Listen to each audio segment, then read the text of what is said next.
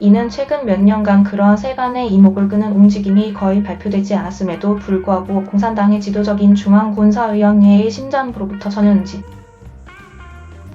군 수뇌부에 대한 조사와 함께 광범위한 반부패 단속을 포함하고 있다.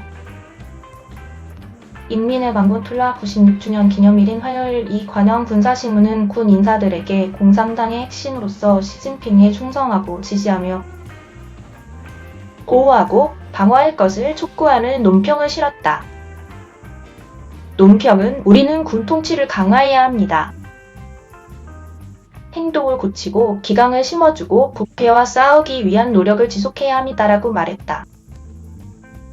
군 지도부의 변화는 작년 말 외교부장으로 임명된 친이 한 달 동안 대중의 시야에 들어오지 않아 갑자기 축출되고 그의 전임자인 왕이에 의해 대체된 후 중국 외교 지도부가 재편되는 가운데 이루어졌다. 중국 정부는 이러한 변화에 대한 이유를 제시하지 않았으며 이 사례를 중국 정치 시스템의 투명성이 결여된 또 다른 사례로 만들었다.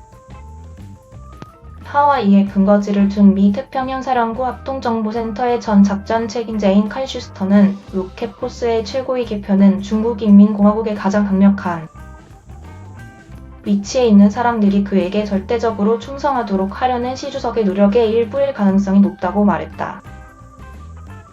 슈스터는 시 주석은 기술적이고 작전적인 경험과 지식보다 그에게 충성심을 두는 것으로 보입니다라고 말했다. 새로 임명된 로켓포스 지도부는 이전에 군의 다른 부분에서 부관직을 역임했다. 왕은 중국 해군의 전 부사령관이었고 시는 중국인민공화국의 5개 극장 사령부 중 하나인 남부국 사령부의 전 부정치국장이었다.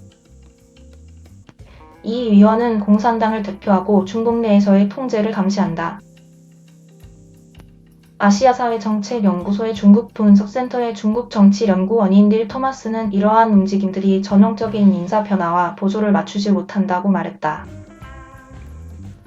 그는 중국 정부가 로켓군을 이끌 외부 인사를 임명하는 것은 이례적이고 어떤 세력의 지휘관과 정치위원을 동시에 교체하는 것은 이례적이며 지난 몇 달 동안 어떻게 이전의 지도자들이 사라졌는지도 이례적이라고 말했다. 미국에 있는 USAF 항공대 중국항공우주연구소의 연구 책임자인 라드릿 이는 발표 자체에서 가장 이례적인 부분은 아마도 로켓군인 사령관이 될 이전의 플라 해군 장교를 선택한 것일 것입니다. 이것은 극도로 이상하지만 완전히 전례가 없는 것은 아닙니다. 라고 말했다. CNN은 지도부 변화에 대한 의견을 듣기 위해 중국 국방부에 접근했다.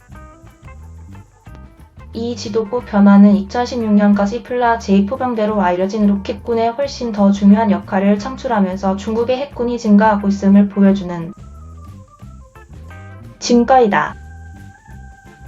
지난 몇 년 동안 위성사진은 중국 사막에 대륙간 탄도미사일을 위한 수백 개의 사일로가 건설되는 것을 보여줬고 미 국방부는 베이징이 무기고의 향후 10년 동안 핵탄두의 수가 기하급수적으로 증가할 것이라고 예측했다.